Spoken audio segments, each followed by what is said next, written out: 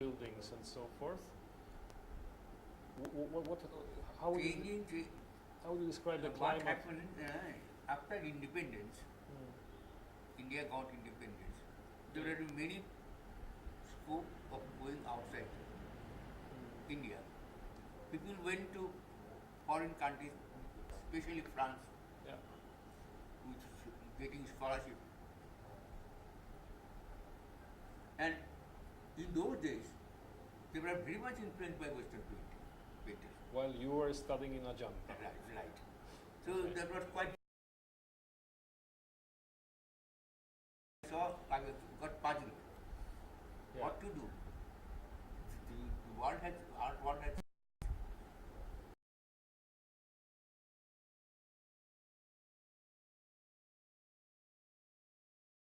started again, tried.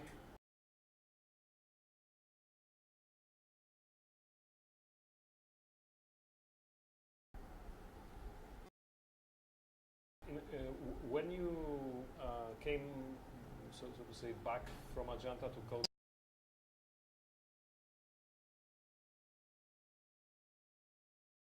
art exhibitions one could see at that time in Kolkata.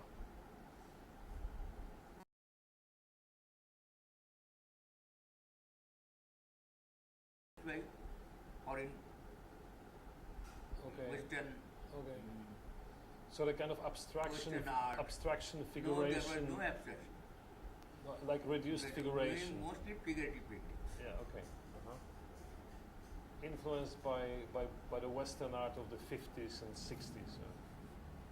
Mostly Okay. was influenced by Picasso. Oh, okay. All right. Even that. Okay. All right. Uh-huh. So what was your reaction to that artistically? How did you negotiate with what you found there after having you have done this study, the very extensive? So I told her that Study. I got confused. Yeah. What was the result of this And confusion? Trying to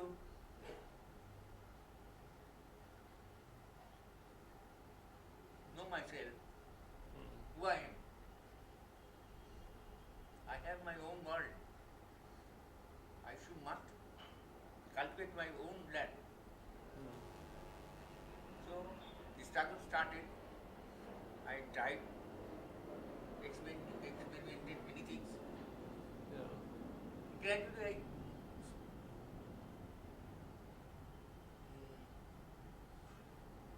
things which are you are seeing now are all the resonance of my past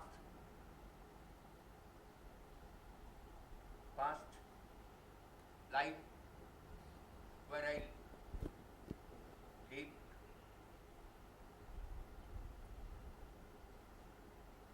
I was from eastern part of Bengal, very greenery, watery, marshland. That influenced me much. It is there in painting. So, Well, do you have specific memories of the first 14 years of your life? Do you have visual memories? Yes, you cannot forget. Visual memories Ah, also. Okay. It is in me. See.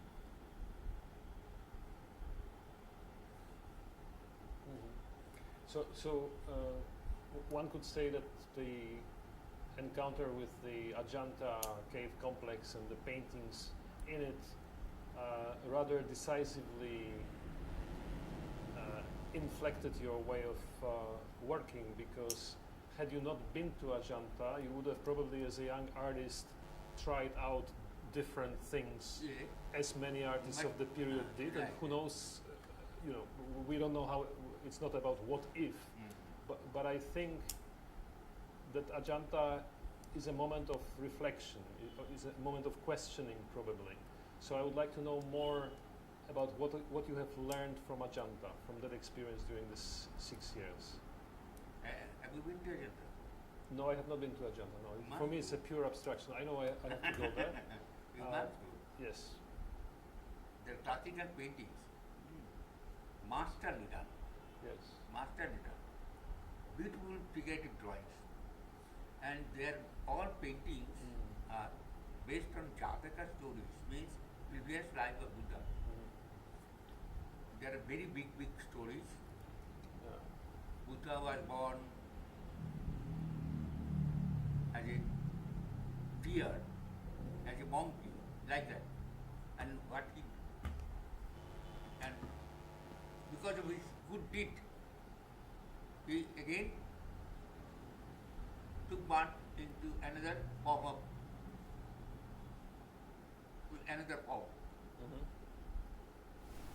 Those big stories are drawn directly on the wall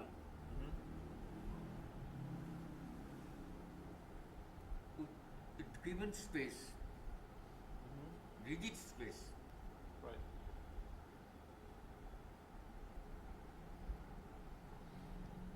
And they have not followed the exact stories, text of the Jataka, the essence, the feeling, and make the story short.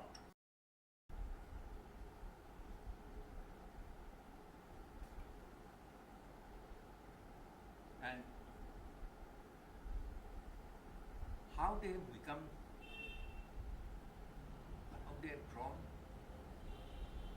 the things in short form. I have to see you in books, otherwise you cannot understand. Or I should draw. Suppose there is a gateway, an elephant coming from that gateway. Gateway is drawn, and something other scene, a dancing group is performing their dance on the left side, and from the gateway, an elephant coming out. The elephant is not drawn from head to tail. Only the head is drawn. Okay. So when you see this, you will think that elephant is coming out from the gate. And other portion is there. Elephants, the other portion is there, but it is not drawn. It's not drawn, yes. There are a dancing performance under a pavilion. They have 4 poles. Under that pavilion, a dancing group is performing. The 4 pillars have been not drawn. Yeah. There are 2 pillars have been drawn in the back, 2 pillars which are coming in front of the dancing figures, group of dancing figures. They are suggestive line, white line.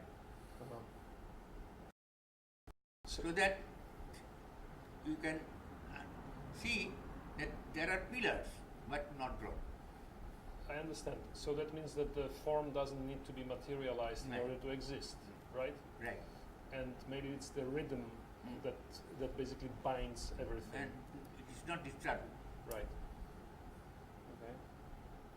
And so, what is special about the gesture in the Ajanta paintings? Because you have dedicated a lot of attention in your recent phase of dealing with the Ajanta paintings, which was after the year 2000, with isolating and even, I would say, explaining or commenting or annotating the specific gestures that you had back then identified in these paintings, and you, for some reason, wanted to bring our attention to these gestures. So what's so special about these gestures? Gestures of There are hands. many gestures, the gesture of hands, fingers, eyes. Yes, exactly. They have been not noticed. Yes. Still, when you know the story of Buddha's wife was Yashodhara. Okay. Her name was Yashodhara. Tell me. His father's name was Sudodhara. Okay. Yashodhara saw a dream early in the morning. Then an elephant is entering his body. Why tell you? She told this about his dream to his husband, her husband. And Suddhodana called Brahmins who can predict the dream. Yes.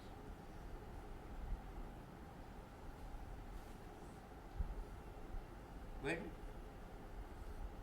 Brahmins predicted that we will have a child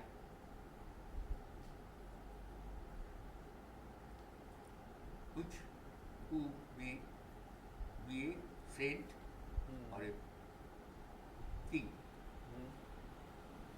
After hearing that my child will born and become a saint, mother get upset. Upset. Her eyes are drawn in different way. It's not normal. Up down. Oh yeah. Okay. It is, you have to notice. And when she gave birth to the child,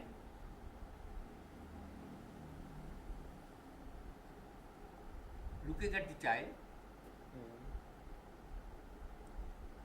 both the eyes drawn in different way. Okay. One eyeball is downwards, one eyeball normally face. Okay. Because she was thinking that the child may become a saint or monk and maybe a king. Right. So both the eyes were drawn in different way. Okay. Like this, there are many things to observe.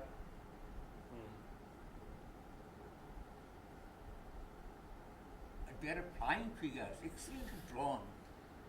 You never can see those flying figures without wings. Yes.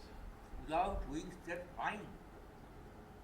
In cave number 17, oh my God, beautifully drawn. I want